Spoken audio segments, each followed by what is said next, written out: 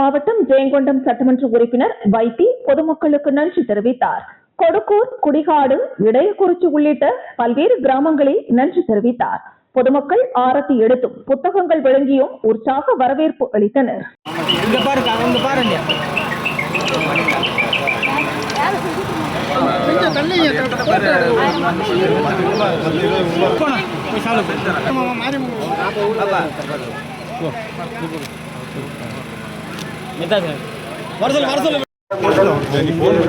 நம்முடைய மாண்புமிகு வைத்தி அவர்களுக்கு வெகுவாரியான வாக்குகளை வாழும் வழங்கியிருக்கிறார்கள். நம்முடைய அனைத்து அண்ணா கழகத்தினுடைய பொறுப்பாளர்களும் வந்திருக்காங்க.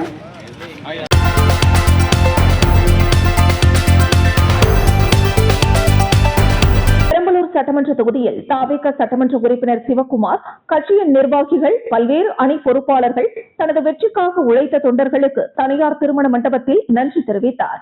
முன்னதாக செய்தியாளர்களிடம் பேசிய சட்டமன்ற உறுப்பினர் சிவக்குமார், தன்னை பெரம்பலூர் சட்டமன்ற வேட்பாளராக அறிவித்த தமிழ்நாடு முதலமைச்சர் விஜய்க்கும் என்னை வெற்றி பெற செய்த பெரம்பலூர் பொதுமக்கள், நண்பர்கள், வாக்காளர்கள் உள்ளிட்ட அனைவருக்கும் நன்றியை தெரிவித்துக் கொள்கிறேன் என்றார். பெரம்பலூர் தொகுதி மக்களுக்கு கண்டிப்பாக அடிப்படை வசதிகளான குடிநீர், தெரு விளக்கு, சாலை உள்ளிட்ட அடிப்படை தேவைகளை நிறைவேற்றுவேன். பெரம்பலூர் மாவட்டத்தில் பல ஆண்டு காலமாக கிடப்பில் போடப்பட்ட திட்டங்களை விரைவுபடுத்த நடவடிக்கை எடுக்கப்படும். மாவட்டத்தில் மருத்துவக் கல்லூரி, வேளாண்மை கல்லூரி கொண்டு வருவதற்கு நாங்கள் 100% உத்தரவாதம் கொடுக்கிறோம். மேலும் முதலமைச்சர் விஜய் கொடுத்துள்ள வாக்குறுதிகளை நிறைவேற்றுவதற்கும் நடவடிக்கைகள் மேற்கொள்ளப்படும். இது மட்டுமின்றி பெரம்பலூர் மாவட்டத்தில் விளையும் மக்காச்சோளம், பருத்தி, சின்ன வெங்காயம் உள்ளிட்ட விளைபொருட்களுக்கு உரிய விலை கிடைக்கவும் சேமிப்பு கிடங்குகள் அமைப்பதற்கும் நடவடிக்கை எடுப்பதோடு தொகுதியில் உள்ள பொதுமக்களின் அனைத்து அடிப்படை தேவைகளையும் நிறைவேற்றிட உரிய நடவடிக்கை எடுப்பேன் என்றும் தெரிவித்தார். ஒவ்வொரு படத்துக்கும் ஒவ்வொரு தலைவரும் அதை உடனே அப்புறம் அதுக்காக என்னோட தொடர்ந்து பயணித்த நிர்வாகிகள் இங்க இருக்காங்க. மாவட்ட நிர்வாகிகள், ஒன்றிய செயலாளர்கள், அவரோட தலைமையில் இருக்க நிர்வாகிகள், நான் தளபதிக்கு கடமைப்பட்டிருக்கேன். சாமானியனையும் சட்டமன்றத்திற்கு கொண்டு செல்லும் ஒரே ஆற்றல், ஒரே கடவுள் தளபதி மட்டுமே.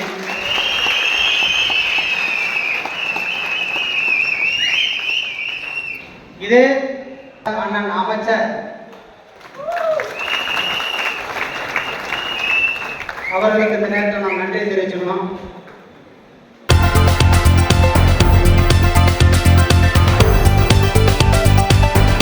விழுப்புரம் மாவட்டம் திண்டிவனம் தபால் நிலையம் எதிரே நீட் தேர்வை முழுமையாக ரத்து செய்ய வலியுறுத்தி திராவிடர் கழகம் சார்பில் தமிழகம் முழுவதும் கண்டன ஆர்ப்பாட்டம் நடைபெற்றது.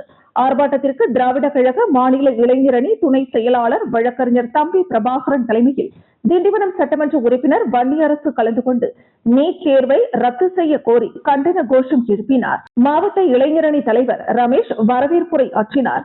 இந்த ஆர்ப்பாட்டத்தில் மாவட்ட தலைவர் அன்பழகன், மாவட்ட செயலாளர் ஈழம் பருதி, மாவட்ட காப்பாளர் பரந்தாமன், மாவட்ட துணைத் தலைவர் அன்புக்கரசன், மாவட்ட துணை செயலாளர் பெருமாள், மாவட்ட மகளிரணி தலைவி விஜயலட்சுமி, நகர தலைவர் பச்சையப்பன், மாவட்ட இளைஞரணி செயலாளர் தேவராஜ், திமுக சார்பில் முன்னாள் சட்டமன்ற உறுப்பினர் மாசிலாமணி, நகர செயலாளர் கண்ணன், ஒலக்கூர் கிழக்கு ஒன்றிய செயலாளர் ஆசிரியர் சொக்கலிங்கம், மரக்காணம் மேற்கு ஒன்றிய செயலாளர் பழனி, விசிக எழுத்தாளர் சேரன், வழக்கறிஞர்கள் திலீபன், பூபால் மற்றும் வடிவேல், ஓவியர் பாலு, இளஞ்சேரன், சசிகுமார், எழிலரசன், இமயன், விஸ்வதாஸ், தளபதி ஏழுமலை, சாக்ரட்டிஸ் மற்றும் கம்யூனிஸ்ட் உள்ளிட்ட கூட்டணி கட்சிகளை சேர்ந்த நிர்வாகிகள், தொண்டர்கள் திரளாக கலந்து கொண்டு கண்டன கோஷங்களை எழுப்பினர். ஆர்ப்பாட்டத்திற்கு பின் செய்தியாளர்களிடம் பேசிய சட்டமன்ற உறுப்பினர் வன்னியரசு, கடந்த மே 3ஆம் தேதி கெஸ்ட் பேப்பர் என்கிற வடிவத்தில் நீட் தேர்விற்கான வினாத்தாள்கள் கசிந்ததாக கூறி பெரும் சர்ச்சை ஏற்பட்டு தேர்வு ரத்து செய்யப்பட்டது. தற்பொழுது மீண்டும் 22ஆம் தேதி நடத்தப்பட உள்ளதாக அறிவிக்கப்பட்டுள்ளது. வினாத்தாள் கசிவு என்பது இது முதல் முறை அல்ல. இதற்கு முன் 89 முறை நடந்துள்ளதாக கூறுகின்றனர். வட மாநிலங்களில் வினாத்தாள்கள் விற்பனை செய்யப்படுவதாக பலமுறை விவாதம் எழுந்துள்ளது. சம்பந்தப்பட்டவர்கள் கைது செய்யப்பட்டும் என்ன ஆனது என்று தெரியவில்லை. ஆகவே நீட் தேர்வு முறையே ஒரு மோசடி முறை. இது குறிப்பிட்ட வர்த்தகத்திற்கு, குறிப்பிட்ட சமூகத்திற்கான முறை என்பது அம்பலமாகியுள்ளது. எனவேதான் ஆர்ப்பாட்டம் நடைபெற்றது. ஒன்றிய பாஜக அரசு இனிமேலும் நீட் என்கிற பெயரில் சனாதனத்தை நடைமுறைப்படுத்த முயற்சிப்பது மக்கள் விரோத செயல். எனவே நீட் தேர்வை உடனே திரும்ப பெற வேண்டுமென விடுதலை சிறுத்தைகள் சார்பில் கோரிக்கை வைக்கிறோம். அதிமுக குறித்த கேள்விக்கு பதிலளித்த அவர், தமிழக அமைச்சரவையில் அதிமுக பங்கேற்க கூடாது என பாராளுமன்ற உறுப்பினர் ரவிக்குமார் கூறியது குறித்த கேள்விக்கு பதிலளித்தார். அவருடைய கருத்துதான் எங்களுடைய கருத்தும். எங்கள் கட்சியின் பொதுச் செயலாளர் மகாராஷ்டிர மாநில அரசின் தீர்ப்பின் அடிப்படையில் கூறிய கருத்து. சட்டப்பேரவையில் அதிமுகவிற்கு பெரும்பான்மை இல்லை என்ற அடிப்படையில் கூறப்பட்டது. அந்த கருத்துதான் விடுதலை சிறுத்தைகளின் கருத்தும் என்றார். தாவேகா அமைச்சரவை குறித்த கேள்விக்கு தமிழக வெற்றிக் கழக அமைச்சரவையில் விடுதலை சிறுத்தைகளுக்கு இடம் பெறுமா என்ற கேள்விக்கு பதிலளித்த வன்னியரசு, ஏற்கனவே தலைவர் கூறியிருக்கிறார், தலைவர் அறிவிப்பார், அறிவிக்கும் வரை உங்களை போன்றே விடுதலை சிறுத்தைகளும் அதற்காக காத்திருக்கிறோம் என்றார். மிகச் சிறப்பான செயல் திட்டங்கள், நலத்திட்டங்கள் எல்லாவற்றையும் கொண்டு வருவதற்கான அத்தனை வேலைகளையும் நாம் செய்ய வேண்டிய தேவை இருக்குது. கட்டாயம் அதை செய்வோம். நாம் என்ன சொன்னோமோ அதை கட்டாயம் செய்வோம். இந்த 5 ஆண்டுகள் என்பதை மட்டும் இந்த இடத்துல உறுதி சொல்லி தொகுதி மக்களுக்கு மீண்டும் என்னுடைய நன்றியை தெரிவித்திருந்தேன். ஆனாலும் தொகுதி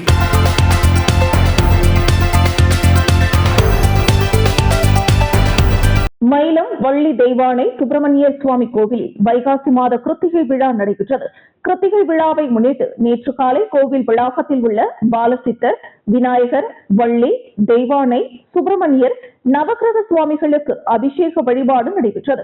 இதைத் தொடர்ந்து சுவாமிக்கு சிறப்பு அபிஷேகம் மற்றும் ஆராதனை நடைபெற்றது. தொடர்ந்து மூலவர் தங்க கலச அலங்காரத்தில் பக்தர்களுக்கு காட்சி அளித்தார். இரவு உற்சவர் சிறப்பு மலர் அலங்காரத்தில் மலை வளத்தில் பக்தர்களுக்கு காட்சி அளித்தார். விழாவிற்கான ஏற்பாடுகளை மயிலம் பொம்மபுர ஆதீனம் சிவஞான பாலய சுவாமிகள் செய்திருந்தார்.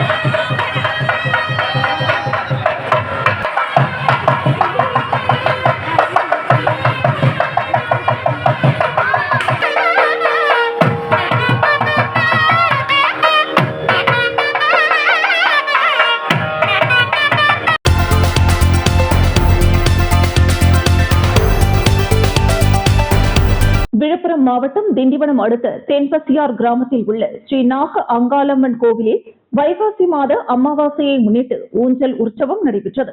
அம்மனுக்கு பால், தயிர், சந்தனம், இளநீர் உள்ளிட்ட 16 வகையான பொருட்களை கொண்டு சிறப்பு அபிஷேகம் செய்யப்பட்டு பின்னர் அம்மனுக்கு மகா தீபாராதனை காண்பிக்கப்பட்டு சிறப்பு பூஜை நடைபெற்றது.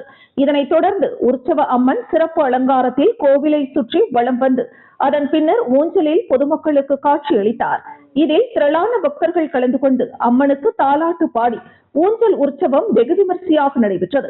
இதில் தென்பசியார் மற்றும் அதனை சுற்றியுள்ள கிராமங்களைச் சேர்ந்த திரளான பக்தர்கள் கலந்து கொண்டு சுவாமி தரிசனம் செய்தனர். விழாவிற்கான ஏற்பாடுகளை தென்பசியார் அருள்மிகு சுயம்பு ஸ்ரீ நாக அங்காளம்மன் ஆலய அறக்கட்டளை நிறுவன தலைவர் வழக்கறிஞர் ராம்குமார் செய்திருந்தார்.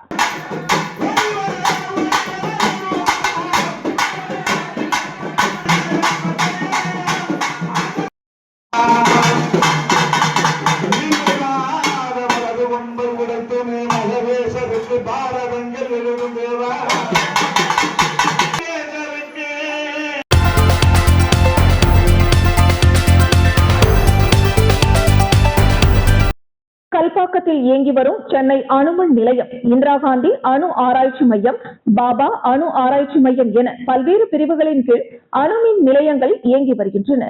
அதில் சென்னை அணுமின் நிலையம் சார்பில் சுற்றுப்புற பகுதியில் கல்வி, சுகாதாரம் உள்ளிட்ட உள்கட்டமைப்பை மேம்படுத்தும் விதமாக பல்வேறு வளர்ச்சி பணிகளை செய்து வருகிறது. அதன் ஒரு பகுதியாக செங்கல்பட்டு மாவட்டம் திருக்கழுக்குன்றம் ஒன்றியம் மேக்குப்பி மற்றும் கடம்பாடி ஊராட்சியில் சென்னை அணுமின் நிலைய சுற்றுப்புற மேம்பாட்டு நிதியின் கீழ் 32 லட்சம் ரூபாய் செலவில் கட்டப்பட்ட 2 சுத்திகரிக்கப்பட்ட குடிநீர் நிலையம் அமைத்து அதன் சிறப்பு விழா முதலாவதாக கடம்பாடி ஊராட்சியில் ஊராட்சி மன்ற தலைவர் தேன்மொழி சுரேஷ்குமார் தலைமையில் நடைபெற்றது. சிறப்பு விருந்தினராக சென்னை அணுமின் கழகத்தின் மும்பை நிலைய தொழில்நுட்ப இயக்குனர் ரமேஷ் மற்றும் சென்னை அணுமின் நிலைய இயக்குனர் சேஷையா ஆகியோர் பங்கேற்று ரிப்பன் வெட்டி திறந்து வைத்து பொதுமக்கள் பயன்பாட்டிற்கு ஒப்படைத்தனர். மேலும் கடம்பாடி ஊராட்சியில் 60,000 லிட்டர் கொள்ளளவு கொண்ட மேல்நிலை நீர்த்தேக்க தொட்டி வேண்டும் என்று ஊராட்சி மன்ற நிர்வாகம் சார்பில் இயக்குநரிடம் கோரிக்கை மனுவினை ஊராட்சி மன்ற தலைவர் தேன்மொழி சுரேஷ்குமார் வழங்கினார். அதேபோன்று நெய்க்குப்பி ஊராட்சியில் ஊராட்சி மன்ற தலைவர் அர்ஜுனன், துணைத் தலைவர் கதிரவன் ஆகியோர் தலைமையில் சுத்திகரிக்கப்பட்ட குடிநீர் நிலைய திறப்பு விழா நடைபெற்றது. இதில் சிறப்பு விருந்தினராக சென்னை அணுமின் கழகத்தின் மும்பை நிலைய தொழில்நுட்ப இயக்குனர் ராஜேஷ் மற்றும் சென்னை அணுமின் நிலைய இயக்குனர் சேஷையா ஆகியோர் பங்கேற்று ரிப்பன் வெட்டி திறந்து வைத்து பொதுமக்கள் பயன்பாட்டிற்கு ஒப்படைத்தனர். அதனைத் தொடர்ந்து ஊராட்சிக்குட்பட்ட அம்பேத்கர் நகர் பகுதியில் சிமெண்ட் சாலை அமைத்து தர வேண்டும் எனவும் துவக்கப்பள்ளி கட்டிடத்திற்கு சுற்றுச்சுவர் அமைத்துக் கொடுக்க வேண்டும் என ஊராட்சி மன்ற நிர்வாகம் சார்பில் இயக்குநரிடம் கோரிக்கை மனுவினை வழங்கினர். நிகழ்ச்சியில் திருக்கழுக்குன்றம் ஒன்றிய கவுன்சிலர் சரஸ்வதி, பாபு, ஹேமலதா, குமார், வார்டு உறுப்பினர்கள், ஊராட்சி செயலர்கள், கருணாகரன், நீலமேகன் உட்பட சென்னை அணுமின் நிலைய அதிகாரிகள், அலுவலர்கள் என பலர் கலந்து கொண்டனர்.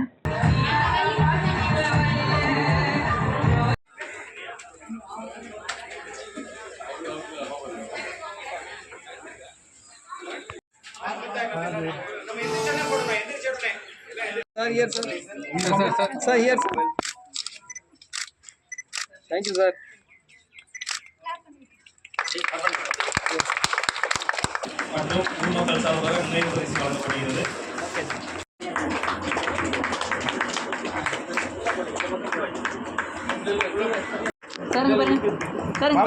Come to any other inaugural function, you should say that one, because of this RO plant, my villagers are not going to hospital at all. That was our aim. That also should educate all your villagers to utilize this RO plant effectively.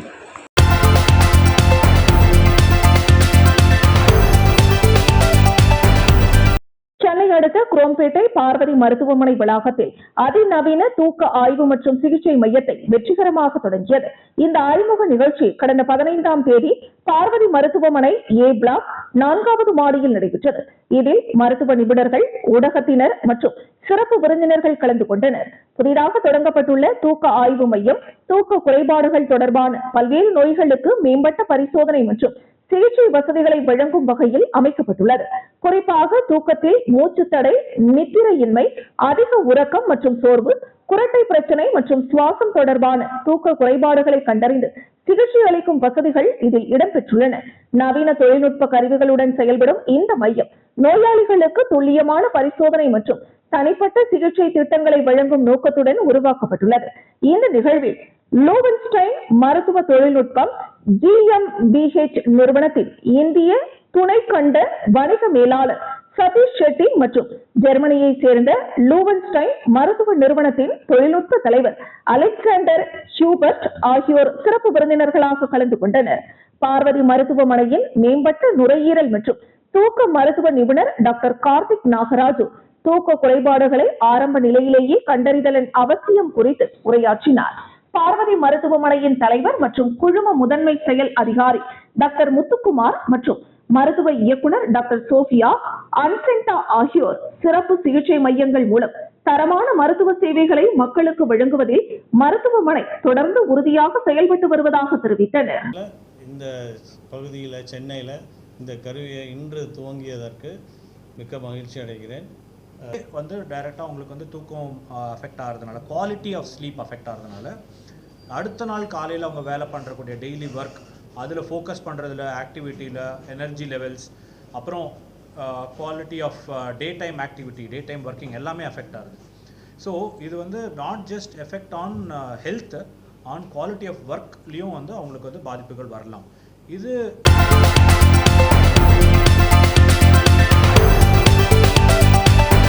தமிழகத்தில் புதிய அரசு பொறுப்பேற்றுள்ள நிலையில் கடந்த சில நாட்களாக சட்டம் ஒழுங்கு குறித்தும் கொலை சம்பவங்கள் குறித்தும் எதிர்க்கட்சிகள் மற்றும் பல்வேறு தரப்பில் இருந்து விமர்சனங்கள் எழுந்து வருகின்றன. இதுகுறித்து அமைச்சர் CTR நிர்மல்குமார் செய்தியாளர்களை சந்தித்து விளக்கம் அளித்தார். சட்டம் ஒழுங்கு நிலை மற்றும் நடவடிக்கைகள் குறித்து அமைச்சர் பேசுகையில், தமிழகத்தில் சட்டம் ஒழுங்கு சீராகவும் சிறப்பாகவும் பராமரிக்கப்பட்டு வருகிறது. முதலமைச்சர் தினம்தோறும் அனைத்து துறைகளின் செயல்பாடுகளையும் சட்டம் ஒழுங்கு நிலவரத்தையும் தலைமைச் செயலகத்தில் இருந்து மிக தீவிரமாக ஆய்வு செய்து வருகிறார் என்று தெரிவித்தார். மேலும் மதுரை உள்ளிட்ட பல்வேறு மாவட்டங்களில் கடந்த 2 நாட்களாக காவல்துறை அதிகாரிகள் முன்னிலையில் தீவிர சோதனைகள் நடத்தப்பட்டு சட்டவிரோதமாக போதைப் பொருட்கள் மற்றும் குட்கா விற்கும் கடைகளுக்கு சீல் வைக்கப்பட்டு கடுமையான நடவடிக்கைகள் எடுக்கப்பட்டு வருவதாக குறிப்பிட்டார். ஃபினான்ஷியல் பட்ஜெட் இல்ல உங்க எல்லாருக்கும் தெரியும். ஃபினான்ஷியல் பட்ஜெட் ஃபினான்ஷியல் பெரிய அளவில் நிதி ஒதுக்கீடுகள் எல்லாமே ஃபினான்ஷியல் பட்ஜெட் முடிஞ்ச பிறகு தான் பண்ண முடியும். அதுக்கான பட்ஜெட் வர்றதுக்குள்ள முதல்ல அதுக்கான தேவைகளை நிதி ஆதாரங்களை சரி செய்து ஃபினான்ஷியல் பட்ஜெட் முடிஞ்ச பிறகு தான் செய்ய முடியும். ஸோ இதெல்லாம் ஒரு ஜிஓவில் பாஸ் பண்ண முடியாது. ஸோ உங்களுக்கு எல்லாருக்கும் தெரியும், மூத்த பத்திரிகையாளர் உங்களுக்கு எல்லாம் தெரியும், எல்லாமே நிதி ஆதாரங்களை சரி செஞ்சுட்டு ஃபினான்ஷியல் பட்ஜெட் முடிஞ்ச பிறகு தான் அதெல்லாம் கொண்டு வர முடியும். அது உங்களுக்கு நல்லாவே தெரியுமே. உங்கள் துறை எப்படி இருக்கு? உங்கள் துறையில் எந்த விதமான மாற்றங்கள் இல்லை, இன்னும் துறை ஒதுக்கப்படலை. முதல்ல ஒரு யார்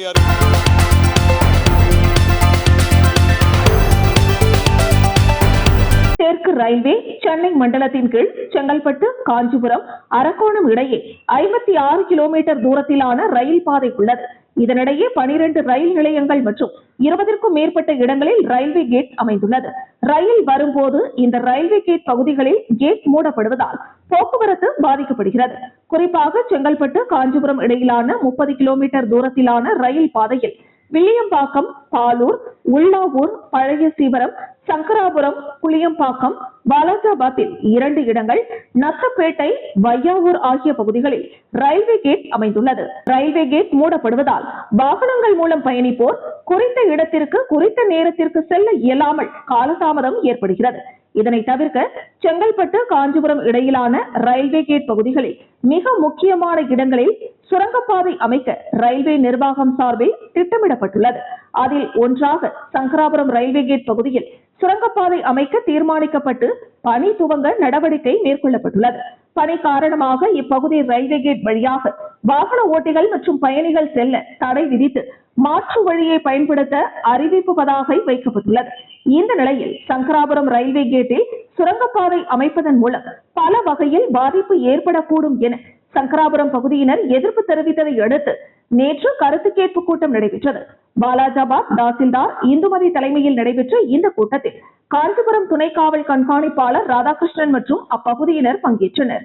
அப்பகுதி மக்கள் பேசுகையில், சங்கராபுரம் ரயில்வே கேட் அருகே 6 கொண்டான் மடுவு உள்ளது.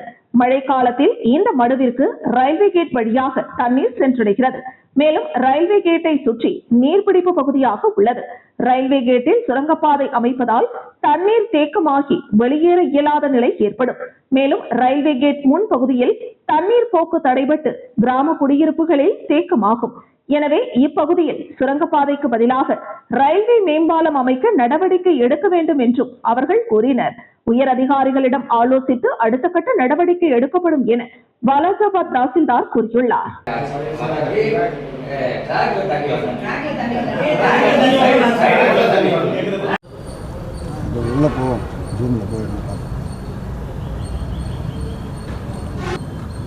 ஒரு மணிக்கு கொடுத்த கணக்கு தானே.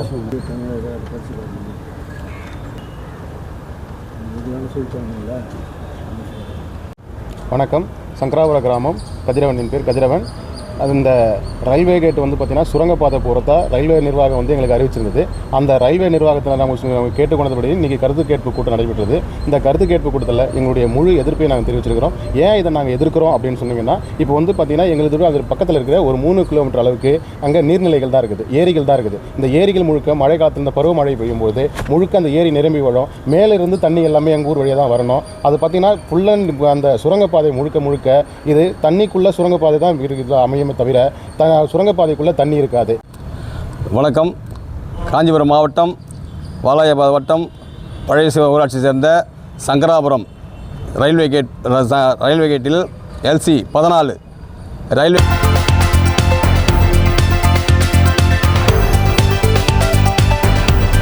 மதுரை மாவட்டம் மேலூர் வட்டம் வெள்ளரிப்பட்டியில் வீற்றிருக்கும் காரள சுயம்பு லிங்கேஸ்வரர் ஆலயம் சிறப்பான முறையில் அனைத்து சிவனடியார்கள் ஆதரவுடன், சிவ பக்தர்கள் ஆதரவுடன், பொதுமக்கள் ஆதரவுடன் மன்னர் ஆட்சியில் நடைபெற்ற கும்பாபிஷேகம் கோலாகலமாக அனைத்து அடியார்களின் சார்பாக வெள்ளரிப்பட்டியிலே நடத்த முடிந்தது. இங்கே விநாயகர், முருகன், கருப்பசாமி, ராகு, கேது அனைத்து சிலைகளும் பிரதிஷ்டை செய்யப்பட்டது. இந்த கோவிலில் குருவாக சிவனடியார் நாகராஜ் தலைமையில் நடைபெற்றது. இந்த தெய்வங்கள் அதிபயங்கர சக்தி உள்ள தெய்வங்கள்.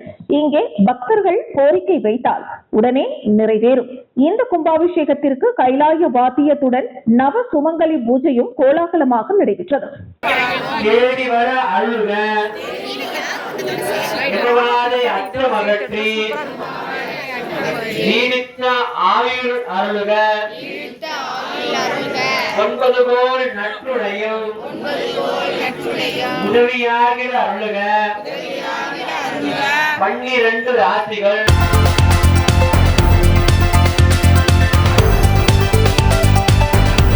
அரியலூர் மாவட்டம் ஜெயங்கொண்டம் சட்டமன்ற தொகுதியில் வடவார் தலைப்பில் வசிப்பவர் சிற்றரசன் கட்டிட தொழிலாளி.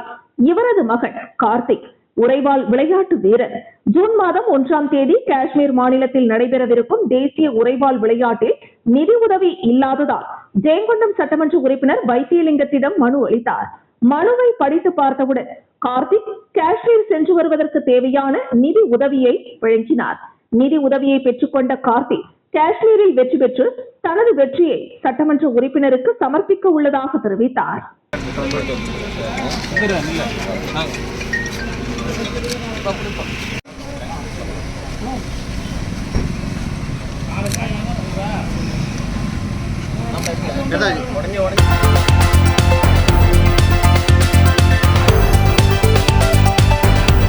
விஜய் தமிழ்நாடு முதல்வராக பதவியேற்றவுடன் திமுக, அதிமுக கட்சிகள் மத்தியில் பெரும் அதிர்வலையை ஏற்படுத்தியது. திமுக எதிர்க்கட்சி தலைவராக உதயநிதி ஸ்டாலின் உருவெடுத்த நிலையில் அதிமுக இரு பிரிவாக பிரிக்கப்பட்டு கடும் பிளவு ஏற்பட்டுள்ளது. இது அதிமுக தொண்டர்கள் மத்தியில் பெரும் அதிர்வலையை ஏற்படுத்தியது. இதனால் தமிழ்நாடு முழுவதும் அதிமுக தொண்டர்கள் தமிழக வெற்றிக் கழக கட்சியில் இணைவதற்கு ஆர்வம் காட்டி வருகின்றனர். அந்த வகையில் திருப்போரூர் சட்டமன்ற தொகுதியில் இன்று வரை அதிமுக முக்கிய பொறுப்பாளர்கள் மற்றும் தொண்டர்கள் என சுமார் 1000க்கும் மேற்பட்டோர் அக்கட்சியிலிருந்து வெளியேறி தமிழக வெற்றிக் கழகத்தில் இணைந்துள்ளனர். செங்கல்பட்டு மாவட்டத்திற்குட்பட்ட திருப்போரூர் சட்டமன்ற தொகுதியில் சட்டமன்ற உறுப்பினர் விஜயராஜ் தலைமையில் மாவட்ட செயலாளர் தீனா முன்னிலையில் தாவேகா கட்சி அலுவலகத்திற்கு ஒவ்வொரு நாளும் நூற்றுக்கணக்கான தொண்டர்கள் நீண்ட நேரம் காத்திருந்து பிறகு தாவேகாவில் இணைந்து வருவது குறிப்பிடத்தக்கது. அதேபோல் தையூர் ஊராட்சியில் இருந்து அதிமுகவை சேர்ந்த தையூர் ராஜா மற்றும் 100க்கும் மேற்பட்ட தொண்டர்களுடன் அதிமுகவில் இருந்து விலகி தாவேகாவில் இணைத்துக் கொண்டனர். முன்னதாக அதிமுக பொறுப்பாளர் ராஜா மற்றும் தொண்டர்கள் தையூரில் இருந்து 20க்கும் மேற்பட்ட கார்களில் OMR சாலையில் ஒரே அணியாக வரிசையாக தாவேகா கட்சி அலுவலகம் வந்து திருப்போரூர் சட்டமன்ற உறுப்பினர் விஜயராஜ் மற்றும் மாவட்ட செயலாளர் தீனா உள்ளிட்டோருக்கு சால்வை அணிவித்து பூங்கொத்து கொடுத்து தாவேகாவில் இணைந்தனர். தமிழக வெற்றிக் கழகத்தில் இணைந்த ராஜாவிற்கு கட்சி துண்டு அணிவித்து உறுப்பினர் கார்டு வழங்கினார். மேலும் அவருடன் வந்த 100க்கும் மேற்பட்ட அதிமுக தொண்டர்களுக்கும் கட்சி துண்டு அணிவித்து தாவேகாவில் இணைத்துக் கொண்டனர்.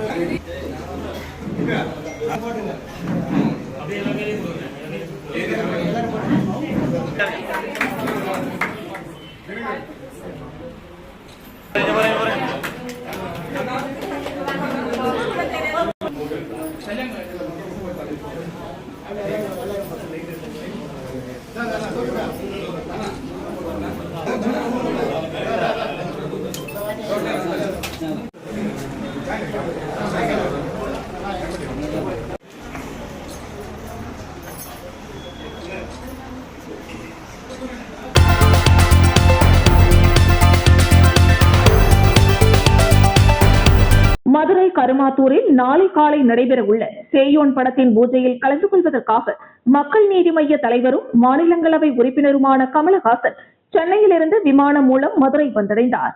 மதுரை விமான நிலையத்தில் செய்தியாளர்களை சந்தித்த அவர் முதலமைச்சர் விஜய் ஆட்சி குறித்த கேள்விக்கு 2 நாட்களில் சொல்லக்கூடியது ஜோசியமாகத்தான் இருக்க முடியும். 6 நாள் 15 நாட்களிலும் அப்படித்தான் இருக்க முடியும். அவருக்கு 6 மாதம் டைம் கொடுக்க கூடாதா? அதனால் புதியவர்கள் அரசியலுக்கு வருவது புதிது அல்ல. சுதந்திர இந்தியா கிடைத்த போது அனைவருமே புதிய அமைச்சர்கள் தான். அதனால் புதியவர்களை நாம் குறைவாக எடை போட வேண்டாம், மிகவும் எதிர்பார்க்க கூடாது.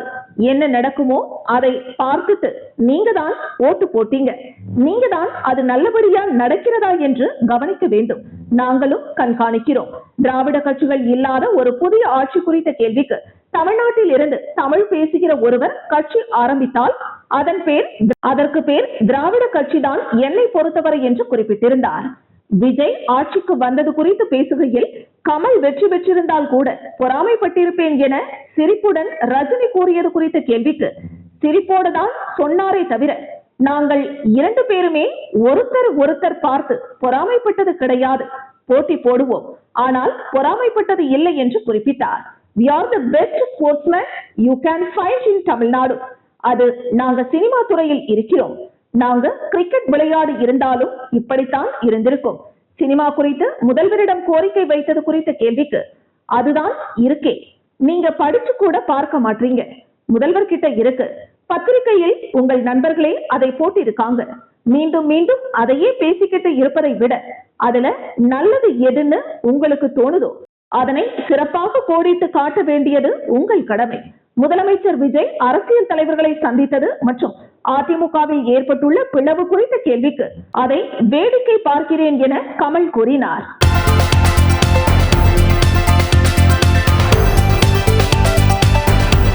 தாம்பரத்தை அடுத்த படப்பை கரசங்கால் உள்ள மைதானம் பகுதியில் தாம்பரம் வட்டார போக்குவரத்து துறை சார்பில் நடைபெற்ற ஒரே நாள் சிறப்பு முகாமில் 440 பள்ளி வாகனங்கள் தீவிர ஆய்விற்கு உட்படுத்தப்பட்டன. இதில் பல்வேறு குறைபாடுகள் கண்டறியப்பட்டு 35 பள்ளி வாகனங்களின் தகுதி சான்று அனுமதி தற்காலிகமாக ரத்து செய்யப்பட்டது. தாம்பரம் வட்டார போக்குவரத்து அலுவலக கட்டுப்பாட்டின் கீழ் மொத்தம் 542 பள்ளி வாகனங்கள் உள்ளன. புதிய கல்வியாண்டு தொடங்க உள்ளதையொட்டி இந்த வாகனங்களுக்கான கூட்டு தணிக்கை ஆய்வு நடைபெற்றது. இதில் தாம்பரம் கோட்டாட்சியர் முரளி தலைமை தாங்கினார். தாம்பரம் வட்டார போக்குவரத்து அலுவலர் வெங்கடேசன், மோட்டார் வாகன ஆய்வாளர் கோவிந்தன் உள்ளிட்ட முக்கிய அதிகாரிகள் முன்னிலை வகித்து வாகனங்களை நேரில் ஆய்வு செய்தனர். இந்த முகாமில் மொத்தம் 440 பள்ளி வாகனங்கள் சோதனைக்கு உட்படுத்தப்பட்ட நிலையில் மாணவர்களின் பாதுகாப்பை உறுதி செய்யும் வகையில் வேக கட்டுப்பாட்டு கருவி, அவசர கால வெளிச்செல்லும் வழி, வாகனத்தின் முன்னும் பின்னும் கண்காணிப்பு கேமராக்கள் பொருத்தம் மற்றும் சென்சார்கள், முதலுதவி பெட்டி மற்றும் தீயணைப்பு கருவிகள் என வாகனத்தின் தரம் குறித்த பல்வேறு பாதுகாப்பு அம்சங்கள் குறித்தான முக்கிய நெறிமுறைகளை தீவிரமாக பரிசோதித்தனர். இந்த ஆய்வின் போது போதிய பாதுகாப்பு வசதிகள் இல்லாத மற்றும் பல்வேறு குறைபாடுகள் உள்ள 35 பள்ளி வாகனங்களை அதிரடியாக அதிகாரிகள் கண்டறிந்தனர். உடனடியாக அந்த வாகனங்களின் தகுதி சான்று அனுமதி ரத்து செய்யப்பட்டது. மேலும் கண்டறியப்பட்ட குறைபாடுகளை முழுமையாக சரி செய்து மீண்டும் ஆய்விற்கு உட்படுத்திய பிறகு அந்த வாகனங்களை இயக்க வேண்டும் என்று பள்ளி நிர்வாகங்களுக்கு அதிகாரிகள் கடுமையாக உத்தரவை பிறப்பித்துள்ளனர்.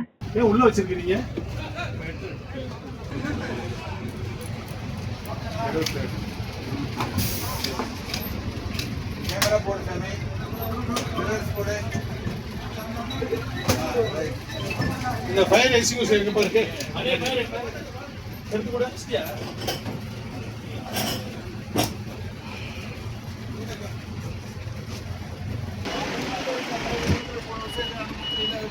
அப்படியே அப்படியே தரு